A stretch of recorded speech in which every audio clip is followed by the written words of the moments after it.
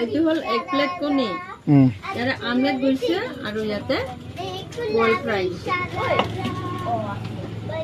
গোটেইখিনি দিছিলোঁ চিংৰা ৰৈছে আৰু অলপ বনাবা আছে বৰ্তমান পকৰি ৰৈ আছে পকৰি এইফালে কণী আছে আৰু তোমাৰ এই আছে চিংৰা কেঁচা চিংৰা আছে এইবিলাক আছে চা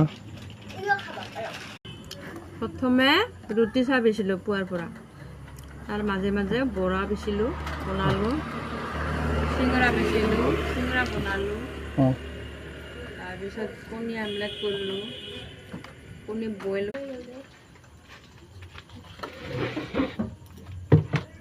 এইকেইটা ধুই ভালকৈ থৈ দিম কি বস্তু একদম চাফা